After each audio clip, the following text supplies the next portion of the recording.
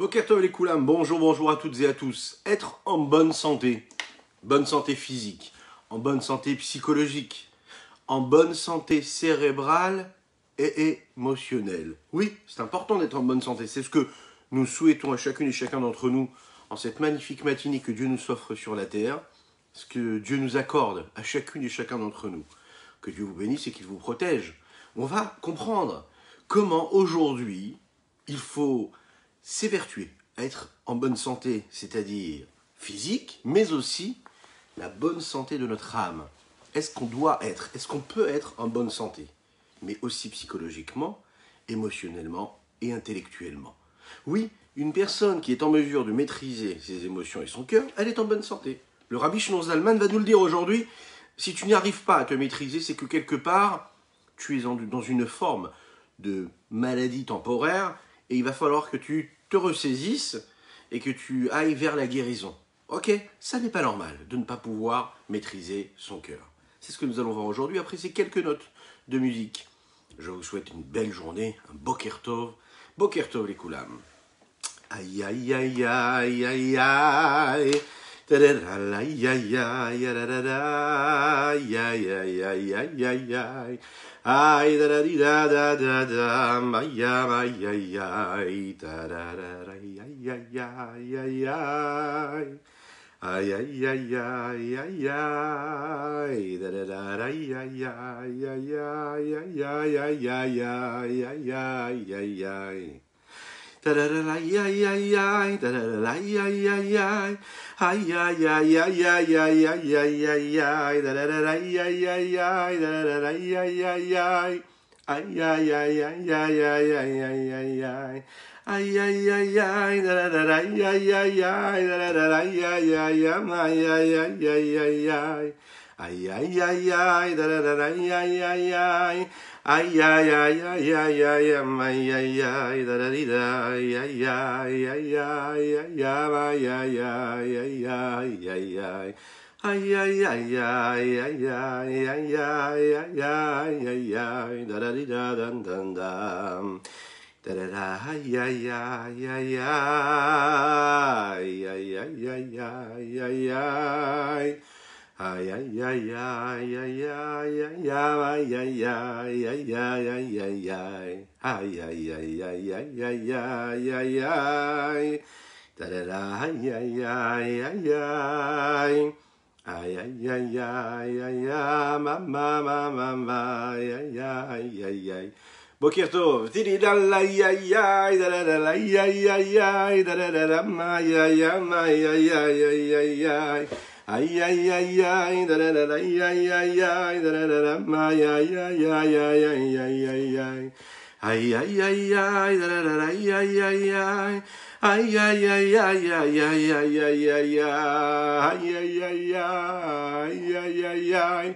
Aïe aïe aïe aïe aïe aïe aïe aïe aïe da da da mama mama mama mama da da di da da da da. Aïe aïe aïe aïe, da da di da, aïe aïe aïe aïe aïe aïe. Tidididam bam bam bam. Boker Tov les Koulam, bonjour à toutes et à tous, très heureux, infiniment heureux de vous retrouver en cette magnifique matinée que Dieu nous offre sur la terre. Oui, merci à vous, merci à chacune et chacun d'entre vous pour votre soutien, pour votre présence et pour vos partages, pour vos likes et pour vos commentaires. Continuez, vous êtes la force de ce rendez-vous, vous êtes l'énergie, vous êtes l'âme, vous êtes la présence et ça, c'est extraordinaire. Aujourd'hui, nous allons parler toujours de cette dépendance-là émotionnelle. Et comme je le disais donc en introduction, le Admour Hazaken, le Rabbi Shlomo Zalman, veut nous faire prendre conscience d'une chose. On doit être en bonne santé. Et de la même manière qu'on doit se battre pour être en bonne santé psychologique et intellectuelle, on doit se battre pour être en bonne santé corporelle. Oui, il faut chercher à être en bonne santé, il faut tout mettre ce qui est en notre pouvoir, c'est-à-dire se mettre dans les meilleures dispositions, faire ce qu'il faut pour qu'on soit en bonne santé. Parfois, on ne fait pas ce qu'il faut. Parfois, on pense que quand il s'agit de tout ce qui est psychologie, tout ce qui est maîtrise de soi, non, on ne dépend pas de notre intellect, on n'a pas le pouvoir de décider, c'est notre cœur qui décide à notre place. On ne peut commencer sans rappeler, et sans vous souhaiter un très très grand Lechaim, en vous souhaitant une bonne journée, Lechaim, Lechaim. Excusez-moi pour le petit bruit.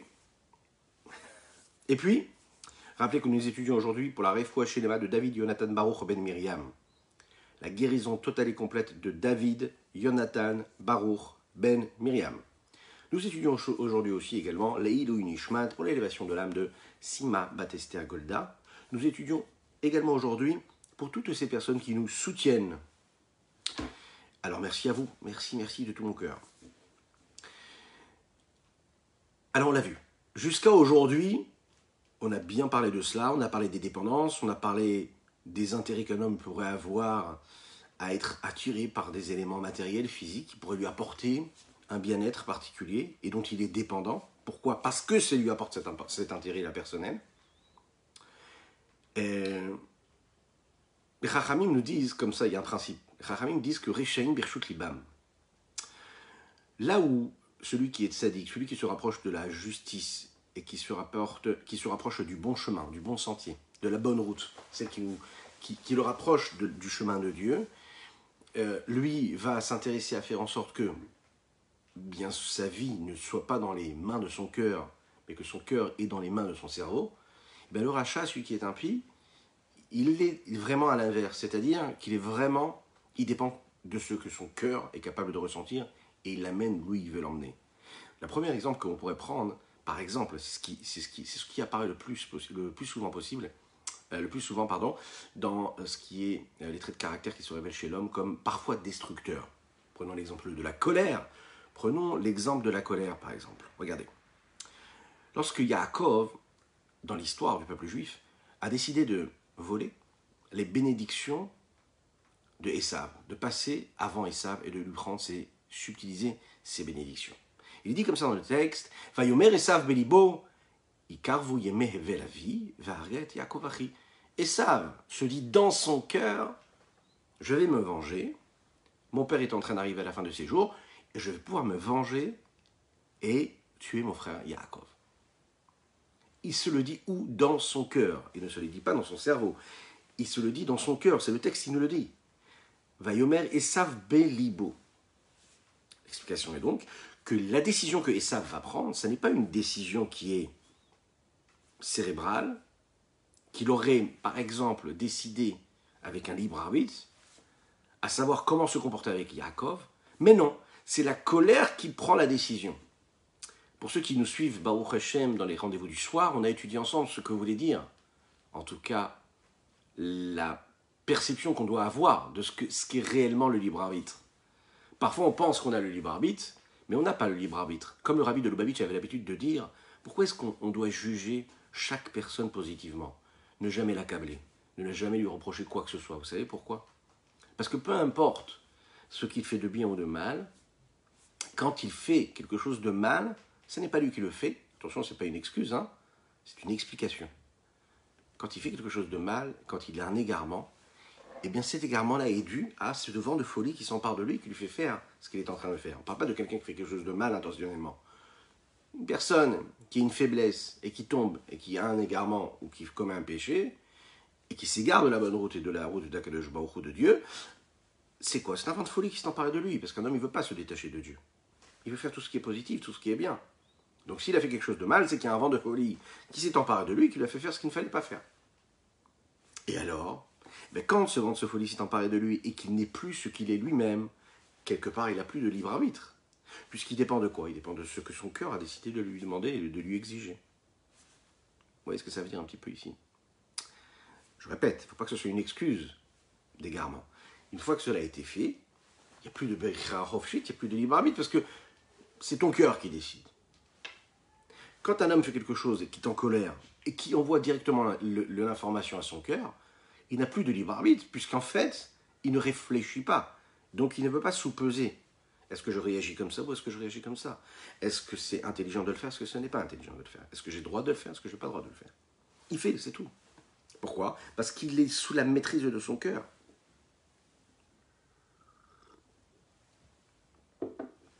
Il n'a pas décidé de se venger de son frère, de le tuer. Vayomer Esav belibo. Il se le dit à son cœur.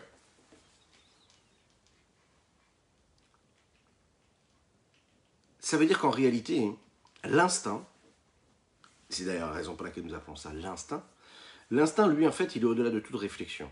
L'instinct, c'est une réaction qui vient. Je ne me pose pas de questions. Chez les hommes, dans la vie de tous les jours, c'est ce qui passe. Quand on se met à crier, quand on fait des bêtises, quand on fait des erreurs, au moment de l'action, on ne se pose aucune question. Au moment de l'action, c'est la colère qui explose. Une personne chas v'shalom, ce qu'il ne faut pas du tout être, et ce n'est pas des excuses. On comprend, on essaie de comprendre, d'analyser le comportement humain. Une personne qui s'énerve et qui casse un objet, ok? Qu'est-ce qui s'est passé à ce moment-là? Est-ce qu'elle a réfléchi? Est-ce qu'elle s'est dit, parce que je vais briser cet objet, alors il va se passer ci ou ça? Non, pas du tout. Elle réagit instinctivement. C'est une personne qui ne travaille pas sa personne, qui ne travaille pas sa personnalité, qui ne travaille pas ses traits de caractère, qui ne se polit pas, qui ne se raffine pas. Eh bien, qu'est-ce qui se passe?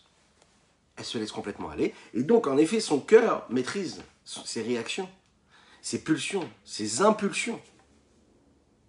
Une personne qui crie, qui est coléreuse, est-ce qu'elle décide de crier? Vous allez me dire, oui, elle décide de crier puisqu'elle crie. Elle crie parce qu'en fait, elle est sous une forme de gouvernance de ces traits de caractère qui sont chez elle et qui se révèlent être trop présents, qui ne sont pas sous-pesés, qui ne sont pas refroidis par l'intellect, qui décide et qui essaye de qui décide et essaye de trouver quelle est la meilleure situation, quelle est la meilleure réaction face à telle ou telle situation, et qui décide de se mettre en colère. Mais au moment où il se met en colère, il ne décide pas de se mettre en colère. La preuve, c'est que quand il se calme, quelques minutes après, et qu'il a bu un verre d'eau, ou qu'il est parti prendre un peu d'air frais, il se dit, mais pourquoi est-ce que c'est tellement dommage, pourquoi est-ce que j'écris, hein? Quand il nous arrive d'être impatient avec nos enfants, la première chose qui se passe, si on est des parents normalement constitués, qu'on est en bonne santé, on regrette. On se dit, mais pourquoi est-ce que j'ai eu besoin de crier?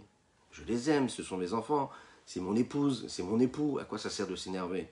Donc, la réaction instinctive, oui, c'est de se mettre en colère, ça n'est pas normal, Bokertov à ceux qui nous rejoignent, mais elle est expliquée par le fait que je n'ai pas décidé de me mettre en colère, ça a été une impulsion. Le deuxième exemple que l'on pourrait prendre aussi également, qui concerne l'orgueil, l'honneur personnel, la fierté, c'est quand, vous savez dans l'histoire du peuple juif, quand Aman décide de décimer le peuple juif, qu'il va voir Achashverosh et qu'il lui dit, voilà, il faut détruire ce peuple-là. Et qu'Achashverosh lui dit de quoi tu parles, et Aman il lui dit, il faut détruire le peuple juif, parce qu'il est détestable, etc., etc., on ne va pas entrer dans les détails. Et un jour, on sait qu'Achashverosh, lui, l'appelle. Un soir, il n'arrive pas à dormir. On ne va pas faire toute l'histoire ici, mais Achashverosh n'arrive pas à trouver le sommeil. Il ne se sent pas bien. Il appelle ses conseillers. Il dit, je ne comprends pas, je fais des rêves. Est-ce qu'on a fait tout ce qu'il fallait? Il regarde un petit peu dans le livre des mémoires. Et là, il lit cette anecdote dans laquelle on lui rappelle qu'un jour, il y a des conseillers à lui qui avaient décidé de le tuer et qu'il y a un certain Mordechai juif qui était venu pour lui dire, attention, faire passer le message. Attention, il y a des personnes des conseillers à vous qui souhaitent vous tuer. Et de cette façon-là, Achashverosh a donc eu la vie sauve. Le roi Achashverosh se dit, c'est bizarre, pourquoi est-ce que je rêve de ça? Il demande, est-ce qu'on a remercié ce juif-là qui m'a sauvé la vie? Est-ce qu'on lui a offert un cadeau? Et là, on lui dit, non, pas du tout, on n'a rien fait. Et là, qu'est-ce qu'il dit? Il dit, appelez-moi Aman, mon premier conseiller. Et je vais demander à Aman, qu'est-ce qu'il en pense? De quelle façon on peut l'honorer, ce juif-là qui a sauvé ma vie? Et là, Aman, le texte nous dit, il dit comme ça, Vayomer Aman Belibo. Aman se dit dans son cœur. Il se dit dans son cœur, les meilleurs potes, ça m'élève. Quel est cet homme-là que le roi veut honorer? Bien sûr, certainement, c'est moi. C'est moi, son conseiller. Le premier conseiller, celui qui est toujours là à tous les moments de son existence. Le texte nous dit, Vayomer Aman Belibo. Pourquoi est-ce qu'il nous dit Vayomer Aman Belibo? Ça veut dire en fait, quand une personne est dans cette volonté-là de pouvoir, d'orgueil, de fierté, elle est obsédée par sa personne. Elle ne se pose pas la question. Ce n'est pas son intellect qui lui dit, tu sais, il faut que tu cherches le kavod, il faut que tu cherches l'orgueil ou l'honneur. Non, ça fait partie de lui, c'est instinctif. Donc dans son cœur, il s'est dit, mais à qui? C'est qui cette personne que le roi veut honorer? C'est sûrement moi. Oui, parce que l'homme est égocentrique, l'homme est narcissique, l'homme dirige tout, il centre tout sur lui-même. Il pense que le monde tourne autour de lui. C'est comme ça que ça se passe en général. C'est l'ego, c'est cet orgueil personnel qui entraîne et qui font que l'homme, il fait complètement l'inverse de ce qu'il devrait faire. La Torah nous dit, Ata'ava ve'akavod motzi'im et adam min haolam. Le plaisir, le désir, ok? ainsi que le kavod, l'honneur, l'orgueil, la recherche de l'honneur et du respect, et ça fait sortir l'homme du monde. Mais pourquoi est-ce qu'on sort du monde quand on est en recherche de kavod? Parce qu'en réalité, la vie rêvée, la vie réelle, la vie de tous les jours, la vie normale, c'est quoi? C'est de dépendre des lois du monde qui sont des lois qui sont régies par une logique. Tu mérites de l'honneur, on t'en donnera. C'est pas à toi d'aller le chercher. Tu dois être fier de quelque chose de positif que tu fais, ça doit être quelque chose de réfléchi. Tu ne dois pas chercher à systématiquement dépendre de tes pulsions, de tes désirs. Comment réussir à trouver en réalité maintenant une forme de stabilité entre ces deux éléments-là, trouver une bonne santé et faire en sorte que peu importe ce qui nous arrive dans notre vie, dans notre journée, toujours nos réactions seront des réactions qui seront sous-pesées, réfléchies tranquillement, toujours refroidies par notre cerveau. Vous savez, vous connaissez ce principe-là. On dit que la moitié de la guérison d'une maladie, c'est déjà de savoir quelle est la maladie. Oui. Chatzitrufa, c'est gva, quoi, refoua. Déjà être capable de savoir détecter où est le problème, c'est déjà trouver comment guérir ce problème. Donc on a essayé de comprendre et de déceler un petit peu ce qui se passait à l'intérieur de notre psychologie et qui faisait qu'on avait ces pulsions, qu'on suivait nos pulsions et qu'on ne suivait pas notre cerveau. C'est ce que nous avons vu hier et les derniers cours que nous avons étudiés ensemble. Le Rabbi Shlomo Zalman ici va nous dire que quand on sert Dieu, la meilleure façon par exemple de prendre conscience que c'est notre instinct qui prend le pouvoir et pas notre cerveau, c'est de se préoccuper de la situation, d'essayer de comprendre qu'on a un souci et que c'est pas normal de réagir instinctivement, c'est pas normal de suivre toujours ce que notre cœur nous dicte. Et quand on est conscient que c'est pas normal, alors à ce moment-là, on se dit qu'est-ce que je vais pouvoir faire pour me rapprocher d'Akadosh Baruch Hu et pour reprendre le pouvoir. Et là intervient une forme de connexion avec Dieu qui s'appelle la Teshuvah. La Teshuvah, c'est une prise de conscience et c'est un moment où on prend du recul, on analyse notre façon de vivre, notre façon d'être, et c'est le moment aussi également où on fait Teshuvah, on retourne vers Dieu, on regrette nos égarements. Quand on fait Teshuvah, il y a une prise de décision qui suit cette constatation, et la prise de décision, c'est cette prise de décision qui fait qu'on se dit, allez, je ne ferai pas pareil. Je ne me mettrai pas dans des situations où c'est mon cœur qui va décider, je demande pardon à Dieu, et je vais tout faire pour que ma vie soit différente. Je me mets dans une situation différente. Je me mets dans une situation où je me rapproche de Dieu et je deviens beaucoup plus calme, beaucoup plus serein, beaucoup plus, donc, cérébral. Le Rabbi Shlomo Zalman, ici, va nous parler de cette situation-là où il y a une forme de dépendance et de manque de maîtrise quand on dit qu'une personne, par exemple, elle est véritablement dans le domaine de son cœur. Ce qu'on appelle un rachat. Quelqu'un qui est un impie. C'est-à-dire qui fait ce que son cœur lui dicte sans se poser la question, sans se dire, mais vraiment, c'est l'inverse de ce que je devrais faire. Il se passe quoi à ce moment-là? Il dit comme ça, le Hanmorazaken, il dit, le rachat, lui, ne peut pas commencer à servir Dieu s'il n'a pas d'abord fait Teshuvah. Un homme qui est complètement dépendant des plaisirs que ce monde-là peut lui apporter.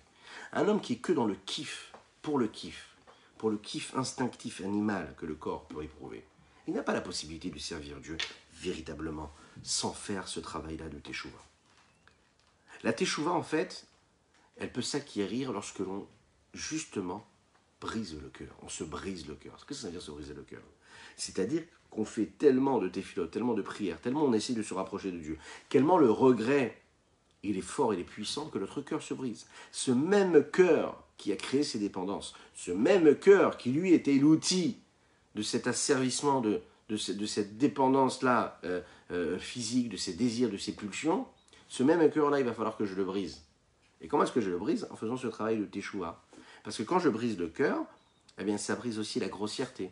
Ça retire, ça efface l'impureté qu'il y a dans l'homme. Et de cette façon-là, ça me permet de revenir à un état normal, à savoir que le cerveau maîtrise le cœur. Être sous la maîtrise de son cœur, de ses pulsions, ça n'est pas normal. C'est un signe de mauvaise santé. Et quand on est dans une mauvaise santé, chas v'shalom, on doit chercher à guérir. Et comment on guérit? On prend conscience des problèmes, on fait Teshuvah et on revient à l'état normal. Pourquoi? Parce que quand on va retirer cette touma-là, cette impureté-là qui s'est incrustée dans nos outils, dans ce que nous sommes, eh bien on la fait partir. Et on fait teshuva, donc on la fait partir, et laisse place donc à la sainteté. Boker tov, boker tov, boker tov.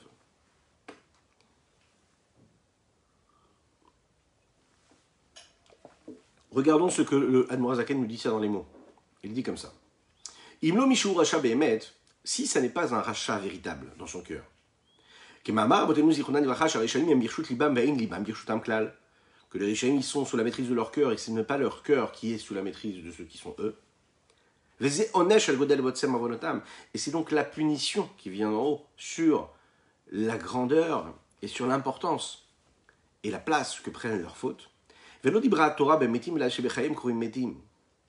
Quand, les quelques jours qui viennent de précéder là, on a détaillé ce que voulait dire le verset c'est proche de toi, c'est facile. Tu peux te rapprocher d'Akadosh Baruch Hu, on te donne toutes les forces. Mais pour qui? Pour qui c'est proche? Pas pour celui qui est malade et qui est au fond du lit. Celui qui est malade et au fond du lit, on ne peut pas lui dire, tu sais, pour avoir un corps en bonne santé, il va falloir que tu fasses des activités physiques. Donc il faut que tu te lèves et que tu ailles courir tous les jours au bois de Vincennes, c'est important, et que quand tu rentres chez toi à la maison, bah, tu fasses un petit exercice de récupération, tu prennes un peu d'eau, une banane, oui? Non, il est au fond du lit. Là, il ne peut pas bouger. Il est malade. Donc là, déjà, il va falloir prendre conscience de ses problèmes et de voir comment on peut le guérir.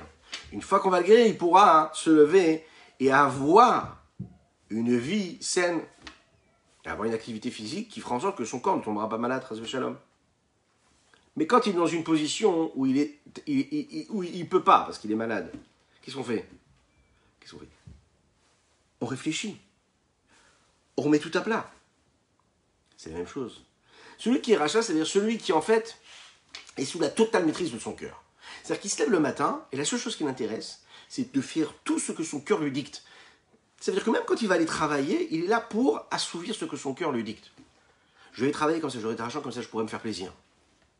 Voilà, ce qui m'intéresse, c'est de vivre, me sentir exister, voilà. Les mots que la société nous a toujours vendus et qu'elle a inculqués en nous, depuis notre temps d'enfance. La société, pas nos parents. Oui, alors qu'est-ce qui se passe? Ou nos parents parfois, si ça peut être le cas. Mais l'idée, c'est quoi? L'idée, c'est que quand toute ma vie, je la régis par rapport à mon cœur, et même quand on pense qu'en réalité, mais non, pas du tout, on n'est pas des animaux, on n'est pas instinctifs, on fait des choses réfléchies aussi. Parfois, nous l'avons dit, parfois l'intellect va dicter au cœur. Parfois l'intellect donne l'information à l'intellect, et puis l'intellect, il est au service du cœur. Donc tu vas faire quelque chose de très très très important, de très réfléchi, tu vas même monter une société phénoménale, tu es très intelligent, tu as une vie qui est réfléchie, mais qui est quoi? Sous l'emprise du cœur. C'est-à-dire que c'est toujours le cœur qui décide ce que tu dois faire ou pas. Tu cherches tes plaisirs. Ben là, à ce moment-là, comment on va te guérir? Tu ne peux pas décider d'un coup de dire, ça y est, je suis proche de Dieu. Là, le problème, c'est qu'on ne peut pas dire « Karov elecha davar meod ». En effet, c'est pas si facile, c'est pas proche de toi de servir Dieu avec ta bouche, avec tes mains, ou avec ta pensée, ou avec ton cœur, quand toute ta vie, elle est régie par ces émotions-là. Là, ce qu'il faut, c'est que tu guérisses. Il faut que tu fasses tes choix. Parce que là, tu n'es pas appelé vivant. Donc, si tu n'es pas appelé vivant, tu es appelé l'inverse de vivant. Et si tu n'es pas appelé vivant, c'est pas un problème de maladie ce que tu as. C'est que réel, tu es de l'autre côté. Tu n'es pas vivant. Donc, c'est pas proche de toi de te rapprocher de Dieu puisque tu n'es pas vivant. Celui qui est vivant, c'est qu'il est quand même conscient qu'il a un cœur et qu'il a un esprit, qu'il a un cerveau. Et que la vie, ça ne doit pas être juste que me faire plaisir ou écouter ce que mon cœur me dicte. Qui bémet? Véritablement, il faut le savoir, il faut être honnête, il faut dire les choses.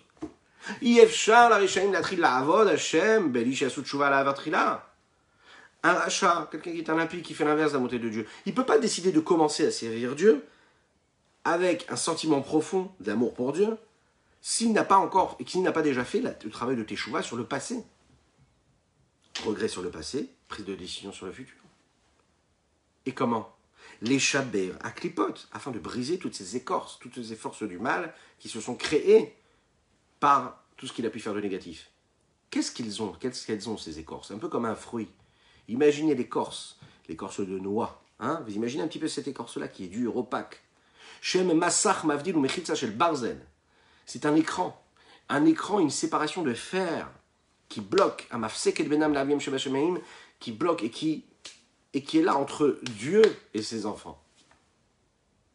Donc il va falloir briser briser ces parois-là de fer. Il va falloir les briser, et on peut les briser. C'est-à-dire quoi? Briser notre cœur.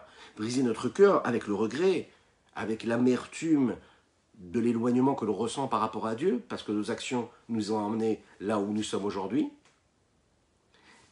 et le regret et l'amertume qu'on a et que l'âme a par rapport aux fautes qu'on a pu commettre. Ali de shvirat libo merirat tafsho al khataf. Kemosh katuv basbor al pasuk zifre elokim ruach nishbara lev nishbara. De quelle façon nous pouvons servir Dieu? De quelle façon nous pouvons apporter cette forme de corban, de sacrifice à Dieu? De quelle façon on peut s'offrir quelque part à Dieu? C'est quand on apporte, et quand on apporte ce sacrifice-là, en sacrifiant notre cœur, en brisant notre cœur. Ce même cœur qui m'a amené à faire ce qu'il ne fallait pas faire, eh bien ce même cœur-là, je le brise. Je le brise, c'est-à-dire que je le laisse se fendre. Je le laisse éprouver de l'amertume face à l'éloignement de Dieu. Je le laisse pleurer. Je le laisse se briser. Ressentir cet éloignement. Comme il est dit, Shaliede lève nishbar, quand un homme il a un cœur brisé, nishbera ruachatum madesitra achara. Là se brise l'esprit d'impureté qu'il y a et qui provient de l'autre côté, de tout ce qui est l'inverse de la kedusha, de la sainteté. Ayen sham parashat Pintras daf reshmem, ou parashat Vaikra daf ret vedaf ei, amud alef ou perush ramas sham. On peut regarder toutes ces références qui sont décrites ici par le Rabbi Shlomo Zalman. C'est l'histoire d'un homme et d'une femme. D'un homme et d'une femme qui d'abord sont des enfants. Et que dans cette histoire-là, ils sont orphelins. Un petit garçon, une petite fille. Ils sont orphelins et puis... Ce qui se passe, c'est que l'histoire est un peu plus compliquée que ça. Voilà des soldats qui viennent et qui décident de prendre ce khatan-là, cet enfant-là qui est censé se marier, et décider de demander à la communauté juive une rançon, de l'argent, comme c'est arrivé parfois dans l'histoire du peuple juif. Rabbi Mendel de Vitebsk appelle le Rabbi Levi Yitzhak de Berditchev. Il appelle aussi également le Admor Hazaken, le Rabbi Shlomo Zalman de Liadi. Là, on est en train de décrire une histoire qui concerne 3 grands maîtres de cette génération-là. Des maîtres très très importants, très puissants, très forts.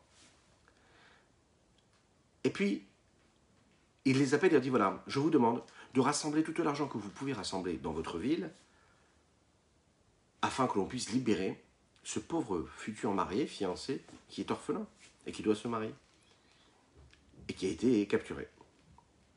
Le Rabbi Shlomo Zalman accepte à condition que ce soit lui qui décide qui devra aller et chez qui nous devrions aller pour aller chercher cette somme-là d'argent. Et chez qui il ne fallait pas aller. Dans cette ville-là, il y avait un riche homme, mais qui était aussi très radin, qui avait du mal à donner, lui. Cet homme-là était connu comme quelqu'un qui donnait tout simplement une petite pièce à chaque personne qui lui demandait de la tzedaka. Peu importe le but, peu importe les raisons pour lesquelles vous ramassiez de l'argent, il ne donnait qu'une petite pièce. Alors en fait, les gens avaient pris l'habitude de ne même plus aller le voir pour ne pas être déçus et pour ne pas être méprisés par cet homme-là. Ils ont tout simplement cessé d'aller le voir. Le Rabbi Shlomo Zalman a proposé, il a dit voilà, on va d'abord aller chez cette personne-là qui a du mal à donner. Les tzadikim qui étaient avec lui, Rabbi Levi Yitzhak de Berditchev et Rabbi Menachem Mendel de Vitebsk, à la base, ils ont voulu refuser. Ils ont dit, mais pourquoi est-ce qu'on va aller chez lui? Il ne va rien donner du tout. Autant aller chez quelqu'un qui nous donnera, qui est généreux. Mais ils ont accepté le deal. Donc, l'Admor Hazaken leur a rappelé la condition, et donc ils sont partis le voir. Ils sont entrés chez lui dans sa maison. Il les a reçus avec un honneur phénoménal. Ils lui ont raconté l'histoire de ce jeune fiancé qui a été capturé et qui ne peut pas se marier. Et qu'on doit libérer pour cela qu'il nous faut cette somme d'argent. Et c'est ce qui s'est passé comme toujours.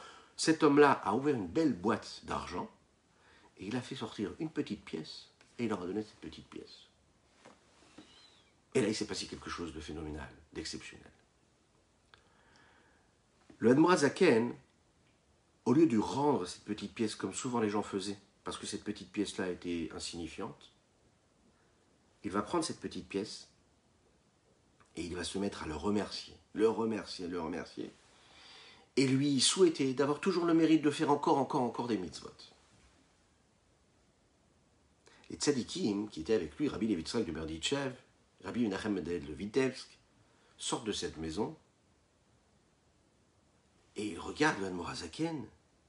Il se dit, mais qu'est-ce que tu as fait? Tu as une réaction que personne n'a en général. Les réactions des gens, c'est quoi? C'est de jeter la petite pièce qu'il leur donne et de s'en aller. Toi, tu as gardé cette pièce et tu l'as bénie. Écoutez bien ça. Ils n'ont même pas le temps de faire quelque part que la porte de la maison s'ouvre derrière et voilà le riche qui se met à courir derrière eux, qui essaye de les rattraper. Et il vient avec plusieurs pièces dans la main. Plusieurs pièces. Mais qui ne sont pas non plus une grande somme d'argent. Le Admorazaken se tourne, ouvre ses mains, accepte ces pièces-là. Il lui dit merci beaucoup pour ce que tu me donnes. Et là, il décide de prendre la route.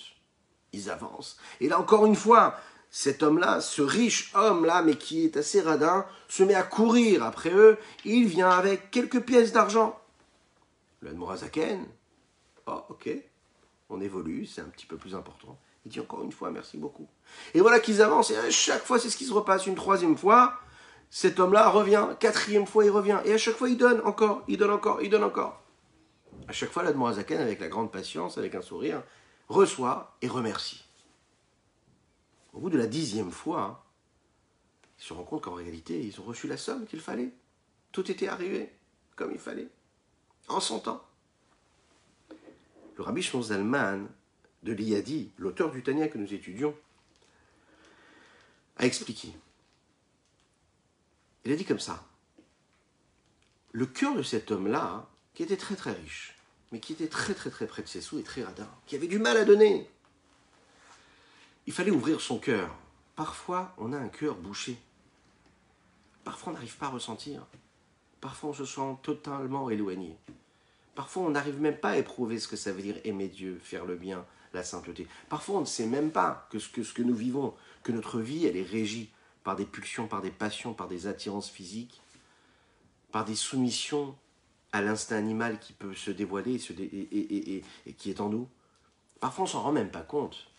Parfois, on ne comprend pas que, oui, être complètement sous la maîtrise, sous l'emprise de la colère, de nos pulsions, de notre instinct, parfois on n'est pas conscient que c'est pas normal. On pense, on se dit, non mais je suis comme ça. Je suis comme ça, t'es comme ça, t'es marié avec moi, eh ben, c'est ma nature. Faux, c'est pas la nature. La nature, c'est pas d'être quelqu'un de coléreux. C'est pas, la nature, c'est pas d'être soumis à ce que mon cœur me dicte et d'être à chaque fois obsédé par ce que je regarde, ce que je vois, et d'assouvir mes plaisirs quand ils se présentent, parce que c'est ma nature et que je peux pas faire comme, je peux pas faire autre chose, je peux pas faire autrement. Faux. Ça, c'est un corps qui est malade. C'est un cœur qui est bouché. Oui, il est bouché.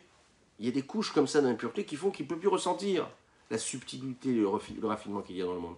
C'est un cœur qui ne peut plus ressentir la sainteté qu'il y a dans le monde. C'est un cœur qui est malade. Et ce cœur-là, eh bien, il faut le réparer. Il faut le guérir. C'est pas tout de suite facile de le réparer, de le guérir. C'est pour ça qu'est-ce qu'il faut faire? Il faut le briser. En faisant teshuva. Le Rabbi Shlomo Zalman explique que cette histoire-là, elle décrit véritablement la vie d'un juif. Ce cœur-là de cet homme-là, il était donc bouché. Donc qu'est-ce qu'il fallait faire? Il fallait lui ouvrir un petit peu son cœur. La première fois, quand je reçois et j'accepte la petite pièce qu'il veut me donner, eh bien, j'élargis un petit peu le champ des possibles chez lui. Je dis, ah, j'ai donné une pièce. Je suis pas... Voilà, j'ai donné une pièce. Ensuite, il réfléchit, il se dit, j'ai donné une pièce, je pourrais en donner deux. Donc il va en donner deux. Le fait qu'il se dise je vais en donner deux, il est en train d'élargir un petit peu plus, c'est-à-dire de sortir de la mesquinerie qu'il est en train d'avoir et qu'il dépend de cette mesquinerie qui a toujours été sa façon d'être, et d'ouvrir un petit peu plus, véritablement, sa générosité. Et il vient la deuxième fois, il vient la troisième fois, la quatrième, cinquième, sixième, jusqu'à la 10e, où là son cœur va véritablement s'ouvrir. On ne peut pas d'un coup changer. On ne peut pas demander à quelqu'un qui est sur son lit, qui est fatigué, de lui dire « Allez, lève-toi, va faire un sprint ». Non, c'est pas possible. D'abord, tu te remets, tu te requinques un petit peu, et petit à petit, tu reprends l'activité physique. Petit à petit. Déjà, tu es conscient de tes problèmes. C'est ce qui se passe ici, chez nous. Dans la vie de tous les jours, on doit d'abord se dire qu'on va ouvrir notre cœur avec une petite mitzvah, avec une petite étude de Torah. De cette façon-là, on libère la sainteté qui est emprisonnée dans les forces de l'impureté des écorces, ce que nous appelons les écorces du mal, et de ce qui est l'inverse de la sainteté, et on laisse du coup la sainteté s'installer en nous. Ça n'est pas quelque chose de technique, c'est plus quelque chose qui a des conséquences beaucoup plus graves, beaucoup plus importantes, beaucoup plus parfois dramatiques, positivement aussi. Il n'est pas question de vous et de moi, de notre âme ou de notre cœur ou de notre corps, de nos pulsions là. Il est question en réalité d'un projet global, d'un grand projet. C'est le projet de Dieu quand il a créé le monde. À savoir qu'il a créé un monde matériel et que dans ce monde matériel, il y a la shrina, l'évidence, la présence, le rayonnement, les reflets de Dieu qui sont parfois emprisonnés dans cette impureté. Notre but, notre job à nous, c'est d'aller étinceler, d'aller illuminer, d'aller faire sortir cette lumière-là, de permettre à cette lumière divine de se révéler, de se dévoiler. Cette situation-là instinctive fait qu'en réalité, cette shrina, cette évidence, cette présence de Dieu, eh bien, elle devient de plus en plus en exil. D'accord ? Elle vit, elle subit cet exil-là. La Chassidut nous explique qu'il y a en chacune et chacun d'entre nous une étincelle divine, hein, la nefesh elokit, cette âme divine. Imaginez ce que ça veut dire. Ça veut dire que cette étincelle divine, c'est la neshama, c'est l'âme. C'est une parcelle de Dieu lui-même que nous avons reçue lorsqu'il l'a insufflée en nous lors de la création. C'est une parcelle divine, ça veut dire qu'on a un petit morceau de Dieu en nous. Mima'al mamash. C'est une situation réelle, ici, qu'il faut bien adapter, qu'il faut bien comprendre et assumer. Notre vie normale, l'être juif qui vit avec cette âme juive, cette parcelle divine qui est en lui, est en train de vivre une vie standard, normale. La neshama, c'est elle qui est censée maîtriser le corps, puisque c'est son job, elle est là pour ça. C'est ça la vie normale. La vie normale, c'est pas de suivre le corps. La vie normale, c'est que c'est l'âme qui dirige.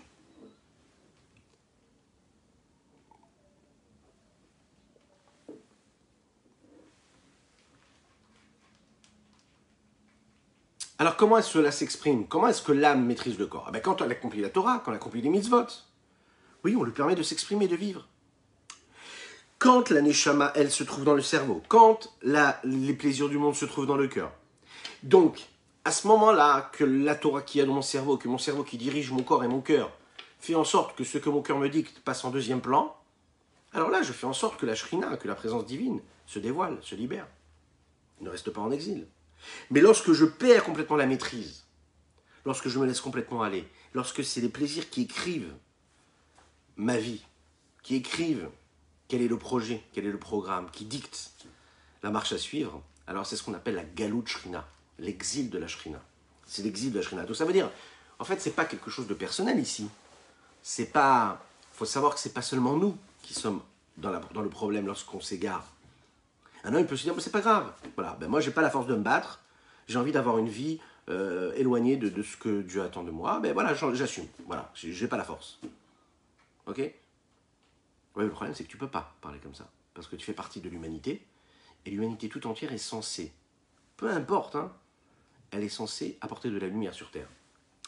Tu ne peux pas avoir une vie où tu décides de t'extraire, de te dire, non, moi, je ne suis pas comme ça. Alors, il y a les religieux, moi, je suis pas religieux, je suis traditionnaliste. Ah puis moi je suis parfois même pas juif, donc c'est pas grave si je fais n'importe quoi. Non, pas du tout. Peu importe qui tu as été créé par Dieu, tu es censé apporter de la lumière et apporter de la paix sur terre. Oui, tu dois avoir un comportement qui est normal, qui est serein, qui apporte la paix, qui est réfléchi. Tu dois avoir un comportement normal. Ouais. Pourquoi? Parce que tu fais partie d'un grand projet. T'as pas le droit de te dire non, moi je suis mon cœur. Non, tu peux pas. Autrement dit, tu ne peux pas décider de sortir du système et du projet divin. Maintenant, quand tu sens que tu es dans cet exil-là, il va falloir briser les chaînes, briser les barrières, sortir de cet exil intérieur que tu as toi, faire sortir également, et de la même manière, l'exil de cette shrina-là, de cette évidence, de ce rayonnement de cette présence de Dieu qui est là sur cette terre-là, qui est emprisonné dans les forces de l'impureté. Quand l'homme décide de faire teshuva et qui brise son cœur, qui brise son cœur, c'est-à-dire qui laisse entrer la lumière en lui, il redevient une situation de normalité et de bonne santé. Le Rabbi Shlomo Zalman nous dit ici comme ça, il rapporte les mots du Zohar, de la Kabbalah, qu'il y a deux façons de faire la Teshuvah. Et la première étape de la Teshuvah, c'est ce qu'on appelle la Teshuvah de base, le retour vers Dieu, le repentir de base. Le but, c'est déjà de ramener la dernière lettre du nom de Dieu à sa place. On va comprendre ce que cela veut dire. La Neshama de l'homme, elle vient de la lettre E du nom de Dieu, dans laquelle il y a la lettre E. Lorsque l'homme faute, il fait descendre la Shrina, c'est-à-dire la présence divine, qu'il y a, et il la met en exil, et il l'enferme dans l'impureté. Et puisque l'impureté, elle, la maîtrise, elle l'enferme, elle la bloque, elle ne peut plus s'exprimer. Il y a donc là en réalité l'emprisonnement du nom de Dieu. Imaginez un petit peu ce que cela veut dire. Prendre conscience déjà de ça. Que quand on s'égare, quand on suit trop notre cœur et pas notre esprit, ben déjà on est en train d'emprisonner de la lettre qui vient du nom de Dieu. Déjà ça doit nous calmer un petit peu. Lorsqu'on fait Teshuvah, alors à ce moment-là la Shrina, elle est libérée. La présence de Dieu est libérée. Et lorsqu'elle est libérée à ce moment-là, elle sort de cet exil et elle revient à sa place première, qui, elle, a cette maîtrise-là sur le cœur. Ve'ibrinat teshuva tata, c'est la teshuva de base. Le'alot tata, de faire élever cette lettre E, qui est inférieure et qui est la dernière du nom de Dieu. Et akima minifilata shenafla, el achitzonim, pour la relever et la faire sortir de cette chute-là qu'elle a vécue dans les clipotes, qui sont appelées les forces extérieures. Sheusot Galut Ashkina, c'est le secret même de l'exil de la Shekhinah, de cette présence divine. Lorsqu'ils sont partis en Galout, les Chachamim nous disent, lorsqu'ils sont partis en exil, ils ont mis en exil, et ils ont exilé la Shekhinah avec eux, la présence divine. Qu'est-ce que ça veut dire?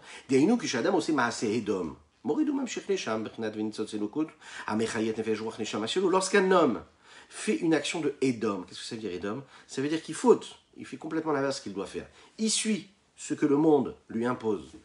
Alors à ce moment-là, il descend lui, et il fait descendre dans cette écorce de l'impureté le niveau de l'intincelle divine qui le fait vivre, qui fait vivre les différentes parties de son âme, Nefesh, Ruach, Neshama. Amelubashim Boba Nefesh Abba Mitma Klipa, qui sont habillés dans son corps et qui prennent corps réellement à travers l'âme animale, puisque c'est cette âme animale-là qui va s'exprimer, chez Belibo, qui se trouve dans le côté gauche de son cœur. C'est elle, l'âme animale, Amolechedbo Beodoracha, qui le fait avancer lorsqu'il se comporte comme un impie. Ou Moshelet Baïrtanachelo, c'est elle, cette âme animale, qui va maîtriser cette petite ville qui est en lui, c'est-à-dire les membres de son corps. Elle prend possession de ce territoire-là. Nefesh, Ruach, Neshama, Kevushim, Bagola, Etzla. Le Nefesh, le Ruach, Neshama, ces trois niveaux de l'âme, se retrouvent complètement emprisonnés, embrigadés, complètement sous l'emprise de cette impureté-là. Et donc, et lorsque son cœur se brise, et que l'esprit d'impureté est de l'autre côté, se brise véritablement, et qui se sépare, et que se séparent ces forces de la klipa, elles se relèvent de leur chute. Elle se tient comme il faut, comme il est expliqué dans un autre endroit. Pour terminer, pour visualiser un petit peu ce que ça veut dire la galoute de la Shrina, l'exil de la Shrina, on peut voir cela à travers l'histoire. L'histoire d'un shaliach, c'est-à-dire un émissaire qui a été envoyé par le rabbi Yosef Yitzhak, avant le rabbi de Lubavitch, que nous connaissons, le rabbi Menachem Mendel, son beau-père, le rabbi précédent que l'on appelle le rabbi Yerayat, le rabbi Yosef Yitzhak, avait lui commencé cette démarche-là d'envoyer des émissaires, des shluchim, pour aider d'autres juifs. Ce shaliach se présente un jour chez le rabbi Yosef Yitzhak et lui dit, voilà, j'aimerais aller à l'université pour étudier des études profanes qui me permettraient d'évoluer, de grandir intellectuellement. On sait que les sages, les tzadikim de la dynastie Chabad, ont toujours influencé leurs élèves à ne pas aller à l'université pour étudier des études profanes, à étudier la Torah et consacrer leur vie à la Torah. Pourquoi? Parce que l'esprit qu'il y avait dans cette université était un esprit de rébellion, de remise en question de la sainteté, de la pureté, de la connexion avec Dieu. C'était complètement l'inverse. Et puis, bien sûr aussi, le manque, ce qu'on appelle de pudeur, une vie qui est vraiment à l'encontre de ce qu'est la vie de la Torah. Et étant donné que cette époque-là est une époque qui n'était pas, qui ne permettait pas d'avoir une maîtrise de tout cela, c'est-à-dire la maîtrise de la sainteté et de l'impureté en même temps, ce chaliach-là s'est posé la question de se demander est-ce que véritablement j'aurai la possibilité de garder, de rester celui que je suis, tout en étant dans cet état d'exil. Le rabbi de Lubavitch, à qui il va écrire, va lui donner toutes sortes d'étapes et toutes sortes de lettres et partager avec lui toutes sortes de lettres et d'écrits dans lesquels il va bien lui préciser ce qui va se passer lorsqu'il va aller dans cette université. Et il va lui décrire tout un processus d'évolution, d'engrenage. Et en lui décrivant précisément ce qui va se passer, il dit quelque chose de très intéressant. Il dit comment à chaque fois il va prendre son rabbi, son maître, et qu'il va le faire descendre et le rendre en état d'exilé à chaque fois qu'il va chuter, qu'il va rentrer dans cet engrenage de chute après chute, parce qu'il ne réussira pas à garder cette sainteté dans un domaine aussi éloigné de la Torah et des principes de la sainteté de la Torah. Ça veut dire que, en effet, un homme est responsable de ses actes. Et un homme, il peut se dire, mais c'est pas grave, moi je m'occupe de ma vie, j'ai du positif, j'ai du négatif, je me débrouille avec moi-même. Un homme ne peut pas se dire ça. On fait tous partie d'un même projet. Et à chaque fois qu'on va faire tel ou tel choix, c'est pas seulement nous que nous mettons en exil, mais surtout l'âme Israël que nous mettons en exil.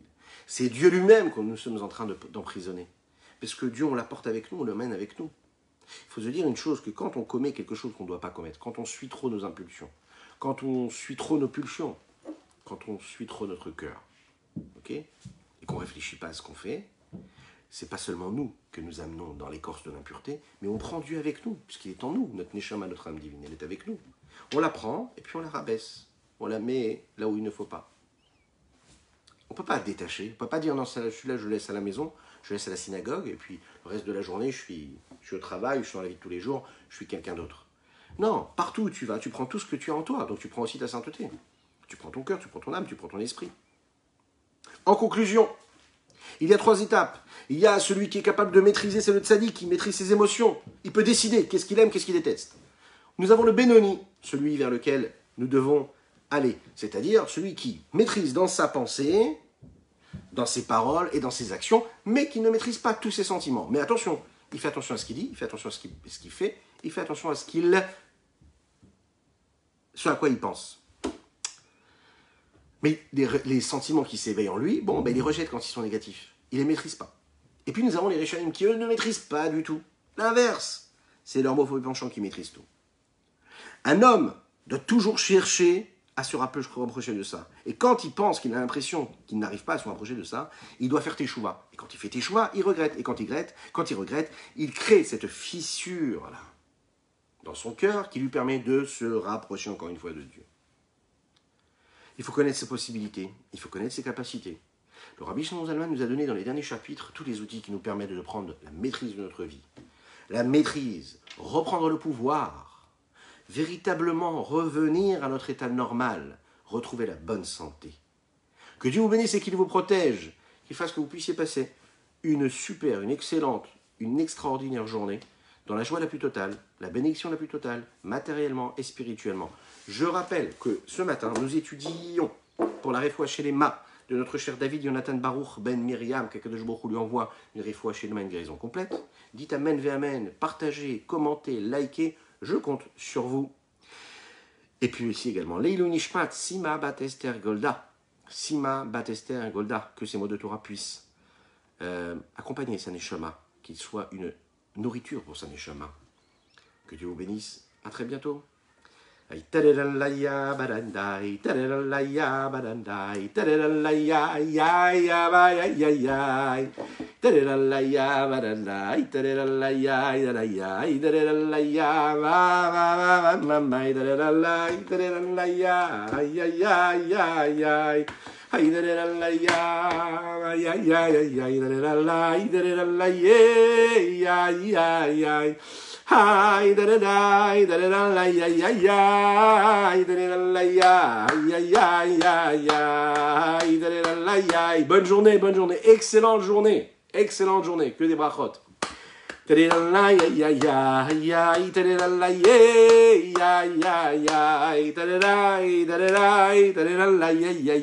À bientôt, à bientôt.